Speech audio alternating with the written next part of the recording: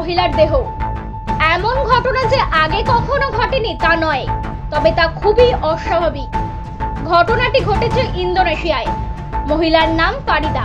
স্থানীয় সূত্রে জানা যাচ্ছে, বৃহস্পতিবার স্থানীয় এক ব্যবসায়ীর কাছে লঙ্কা বিক্রি করতে গিয়েছিলেন ওই মহিলা। তবে দীর্ঘক্ষণ হয়ে গেলেও ফারিদা না ফেরায় তল্লাশি শুরু করেন তার স্বামী ও আত্মীয়রা। নিখোঁজ ডায়েরিও করা হয় পুলিশে। শনিবার বাড়ি থেকে কিছুটা দূরে জঙ্গলে তার ব্যবহার করা জিনিস দেখতে পান স্থানীয়রা। খবর দেওয়া হয় পরিবারে। তারা সবাই মিলে খোঁজাখুঁজি করতেই একটি পাইথনকে দেখতে পান। দ্রুত খবর দেওয়া হয় পুলিশ ও বন দপ্তরকে। স্থানীয় মানুষেরা বলছেন, ওখানে আগেও জ্যান্ত মানুষকে পাইথন গিলেছে। বৃহৎ আকারের সাপটির পেট কাটার সিদ্ধান্ত নেন গ্রামবাসীরা ও বন দপ্তরের কর্মীরা।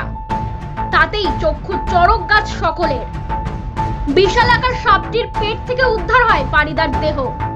মহিলার স্বামী বলেন, গ্রামবাসীরা জঙ্গলে ফারিদার ব্যবহৃত জিনিস দেখতে পান। খোঁজাখুঁজি করতে একটি পাইথন নজরে আসে। সন্দেহ হতেই সাপটির পেট কাটার সিদ্ধান্ত নেওয়া হয়। পেট থেকে পোশাক পরিহিত অবস্থায় ফারিদার দেহ উদ্ধার করা হয়েছে।